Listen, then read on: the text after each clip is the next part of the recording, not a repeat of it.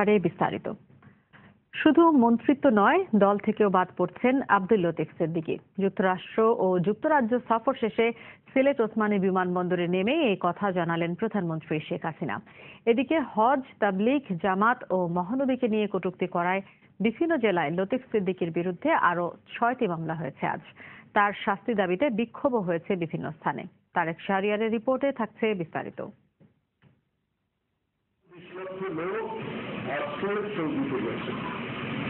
এই যে প্রোডাকশন না, এরা কোনো প্রোডাকশন দিচ্ছে না, শুধু ডিডাকশন করতেছে, শুধু খাচ্ছে, দেশের টাকা নিয়ে দিয়ে।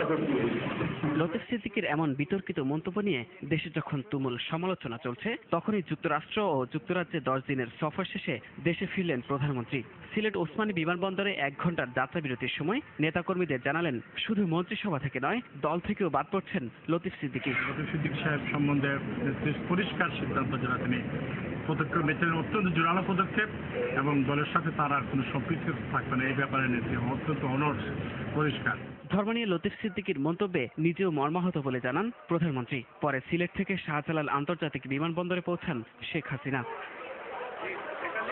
এদিকে ধর্ম নিয়ে কটূক্তির অভিযোগে চাঁপাইনবাবগঞ্জ, খুলনা, কুমিল্লা, যশোর ও বরগুনার পাথরঘাটায় লতিফ সিদ্দিকীর বিরুদ্ধে মামলা করেছেন সংক্ষুব্ধ ব্যক্তিরা। নিজ জেলা টাঙ্গাইলেও তার বিরুদ্ধে মামলা করেছেন জেলা তাঁতি লীগের আহ্বায়ক সুলাইমান হাসান।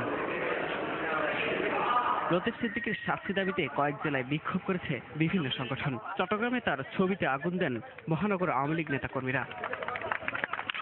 একই দাবিতে ঝিনাইদহে বিক্ষোভ মিছিল ও সমাবেশ করে বিএনপি। লতিফ সিদ্দিকীকে গ্রেফতার দাবিতে মৌলভীবাজারে আলাদা মিছিল সমাবেশ করে হেফাজতে ইসলাম ও জাতীয় পার্টি। এছাড়া জামালপুরে ইমান আকিদার সংরক্ষণ কমিটি ও ফরিদপুরে জেলা ইমাম কল্যাণ সমিতির উদ্যোগেও বিক্ষোভের আয়োজন করা হয়। তারেক শাহরিয়ার, আরটিভি। লতিফ সিদ্দিকীকে শুধু দল আর মন্ত্রিসভা থেকে বাদ দিলেই হবে না, তাকে গ্রেফতার করে প্রচলিত আইনে শাস্তি দিতে হবে, এই দাবি করলেন বিএনপির ভারপ্রাপ্ত মহাসচিব মির্জা ফখরুল ইসলাম আলমগীর। দুপুরে নয়াপল্টনে দলের কেন্দ্রীয় কার্যালয়ে সংবাদ সম্মেলনে এমন কথা বলেন তিনি। সরকারের বিরুদ্ধে আন্দোলন ও সমঝোতার কোনো টাইম ফ্রেম নেই জানিয়ে মির্জা ফখরুল বলেন, সরকার যদি সমঝোতায় না আসে, আলোচনায় না বসে, তাহলে আন্দোলন ছাড়া বিকল্প থাকবে না। তিনি বলেন, সরকার যদি দেশকে সংঘাতের পথে ছেড়ে দেয়, তাহলে জনগণই এর কঠোর জবাব দেবে। সরকার ইচ্ছে করেই দেশের মানুষকে উস্কে দিচ্ছে বলেও অভিযোগ করেন মির্জা ফখরুল। এবং এটা করে সমাজে বিশৃঙ্খলা সৃষ্টি করেছে। সুতরাং তাকে দেশের আইন অনুযায়ী বিচার করে তাকে শাস্তির দাবি অত্যন্ত সোচ্চার হয়ে ওঠে। এই অবৈধ সরকার কোনো আলোচনা করতে না চান এবং যদি তারা সংলাপের পথে না আসেন, সমঝোতার পথে না আসেন, তখন তো এর কোনো বিকল্প থাকবে না। আমাদেরকে আন্দোলনের মধ্য দিয়েই জনগণের অধিকারকে আদায় করে নিতে হবে। বিএনপিতে যোগ দিয়েছেন হুসেইন মোহাম্মদ এরশাদের নেতৃত্বাধীন জাতীয় পার্টির নীলফামারী এলাকার নেতা শারেক কাদের। বৃহস্পতিবার রাতে রাজধানীর গুলশানের বিএনপি কার্যালয়ে বেগম খালেদা জিয়ার হাতে ফুল দিয়ে বিএনপিতে যোগ দেন তিনি। এ সময় বিএনপি নেত্রী তাকে স্বাগত জানিয়ে বলেন, এই যোগদানের মাধ্যমে নীলফামারী এলাকায় বিএনপির কর্মকাণ্ড আরও জোরদার হবে। দলের ভারপ্রাপ্ত মহাসচিব মির্জা ফখরুল ইসলাম আলমগীর ছাড়াও অন্যান্য নেতারা এ সময় উপস্থিত ছিলেন।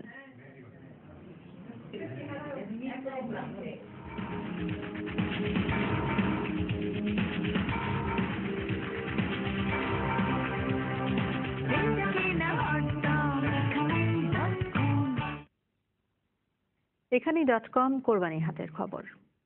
অবৈধভাবে ফুটপাত ও সড়ক দখল করে চলছে রাজধানীর আগারগাঁও তালতলা পশুর হাট। প্রধান 4টি হাসপাতালের সামনে হাট বসায় ব্যাহত হচ্ছে চিকিৎসা ব্যবস্থাও। এই অনিয়মের মধ্য দিয়েই কেনাবেচা চলছে কোরবানির পশু। অন্য দিনের তুলনায় ক্রেতা সমাগম ছিল বেশি, তবে গতবারের তুলনায় দাম বেশি হওয়ায় ক্ষোভ আছে ক্রেতাদের মধ্যে। মোশাররফ হোসেনের ক্যামেরায় আরো জানাচ্ছেন খান আলামিন।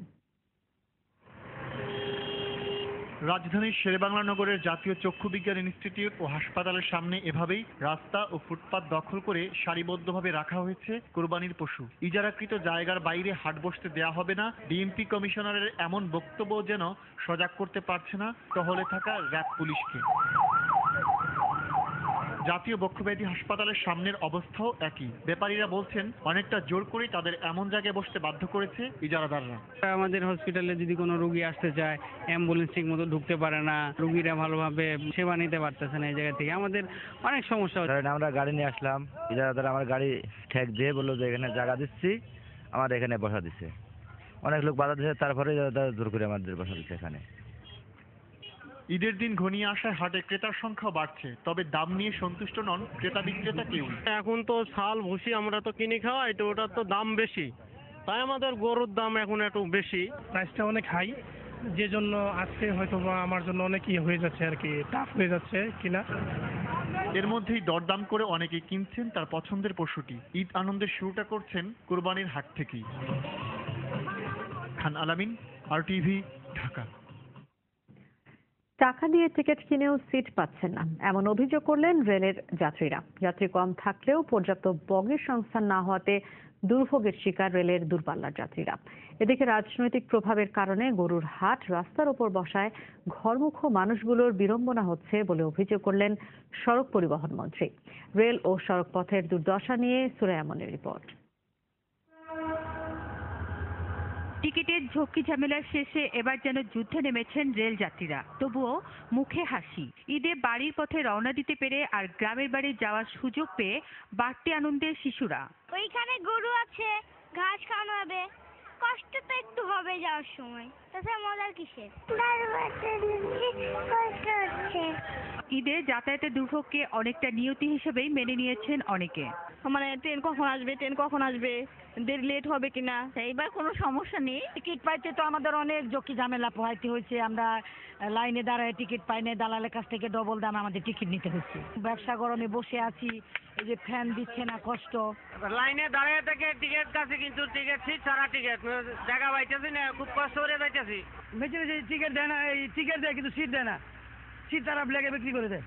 আর দুটা বগি কিংবা আরো 5টা বগি ভাড়া দিলে ভালো হতো, অনেকটা ভালো হতো। স্ট্যান্ডিং টিকিট আমাদের টাকা নিচ্ছি ঠিকই, বাট আমাদের বগি নাই বলে আমরা দাঁড়ায় যাচ্ছি। যাত্রীদের অভিযোগ আমলে নিয়ে আগামীতে তা সমাধানের আশ্বাস রেল কর্তৃপক্ষের। না বাড়ালে ঈশ্বর দেখবেন যে আরো ট্রেন বাড়বে, কোচ বাড়বে, তখন এই সমস্যা থাকবে না। এদিকে মহাখালী আন্তজেলা বাস স্ট্যান্ড পরিদর্শনে এসে সড়ক পরিবহন ও সেতু মন্ত্রী সড়ক পথে যাত্রীদের ভোগান্তির কথা স্বীকার করলেন।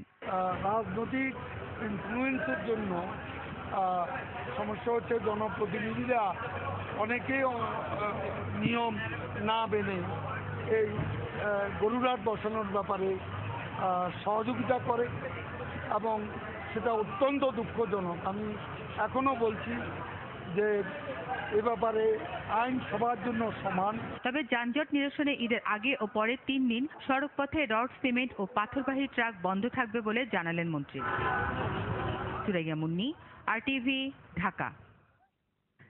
লঞ্চে অতিরিক্ত যাত্রী ঠেকাতে অতিরিক্ত পুলিশ মোতায়েন করা হয়েছে জানিয়ে শিল্পমন্ত্রী আমির হোসেন আমু বলেন, মোবাইলে সন্ত্রাস, চাঁদাবাজি বন্ধে পরিচয়হীন সিম বিক্রি হলে ব্যবস্থা নেওয়া হবে। এছাড়া 135 দিনের মধ্যে স্পর্শকাতর মামলা শেষ করার বিষয়েও আলোচনা হয়েছে। মন্ত্রণালয়ে আইন শৃঙ্খলা বিষয়ক এক আলোচনা শেষে একথা বলেন তিনি। আমাদের যে সিদ্ধান্ত সেটা হলো, যেগুলি খুব সেন্সিটিভ মামলা সেগুলিকে 135 দিনের ভিতরে সেই মামলাগুলি শেষ করার যে বিধান, সেই ব্যাপারে বিশেষ দৃষ্টি দেওয়ার জন্য মাননীয় আইনমন্ত্রী মাননীয় প্রধান বিচারপতির সাথে আলোচনা করে এটার কার্যক্রম আরো ওয়ার্কেবল করবে, যাতে করে এইগুলো নিরসন হয়, লঞ্চ অ্যাক্সিডেন্ট না হয়, স্টিমারে অ্যাক্সিডেন্ট না হয়, তার জন্য এই পুলিশ ফোর্স সে থাকবে। কূটনৈতিক ব্যর্থতার কারণেই জনশক্তি রপ্তানি খাতে মন্দা লেগেছে, এমন অভিযোগ জনশক্তি রপ্তানিকারকদের। অন্যদিকে কূটনীতিকরা জন্য প্রবাসী কল্যাণ মন্ত্রণালয়ের সঙ্গে সংশ্লিষ্ট প্রতিষ্ঠানগুলোর সমন্বয়হীনতাকে দায়ী করছেন। শ্রম বাজারের বর্তমান অবস্থা নিয়ে মুক্তা মাহমুদের ধারাবাহিক রিপোর্টের দ্বিতীয় পর্ব আজ। ভিসা জালিয়াতি ও প্রবাসীদের অপরাধ প্রবণতার কারণে 1.5 বছর আগে শ্রমিক নেওয়া বন্ধ করে দেয় সৌদি সরকার। এর 3.5 বছর আগে থেকেই বন্ধ কুয়েতের শ্রমবাজার। সমস্যার সমাধানে প্রধানমন্ত্রী শেখ হাসিনা 2010 সালে দেশটি সফর করে শ্রমবাজার খুলে দেওয়ার আহ্বান জানালেও সাড়া দেননি কুয়েত সরকার। ওদিকে মালয়েশিয়া সরকারিভাবে 5 লাখ লোক পাঠানোর কথা হলেও 1.5 বছরে গেছেন মাত্র 5,000। আর নানা কারণ মিলিয়ে বছর হতে চলল বাংলাদেশিদের ভিসা দেয়া পুরোপুরি বন্ধ রেখেছে সংযুক্ত আরব আমিরাত। এমন অবস্থার জন্য কূটনৈতিক যোগাযোগের ব্যর্থতাকে দায়ী করছেন ব্যবসায়ীরা। মিডল ইস্টের যে আনরেস্ট সেগুলির জন্য এটা বিশেষ করে এফেক্টেড হয়েছে। আর প্লাস আমাদের আসলে কূটনৈতিক তৎপরতা অত অ্যাক্টিভ না, যেটা দরকার। কেননা যে আমাদের মিশনগুলো যদি ভালোভাবে কাজ করে, ঠিকমতো সরকারকে যদি ফিডব্যাক দেয়, তাহলে তো মানে এটা রপ্তানি বাড়াতে। এটাকে খুব গুরুত্ব সহকারে দেখার জন্য আমি বারবার বিভিন্ন মহলকে বলেছি যে এটাকে যাতে মানে অন্তত কূটনৈতিক তৎপরতা যেন বৃদ্ধি করা হয়। সেখানে কূটনৈতিকভাবে যদি হ্যান্ডেল করা হয় তাহলে কিন্তু আমার মনে হয় এটা অনেক বেড়ে যাবে, কিন্তু সেটা করা হচ্ছে না। তবে সাবেক কূটনীতিকরা এতে তাদের ব্যর্থতা মানতে রাজি নন।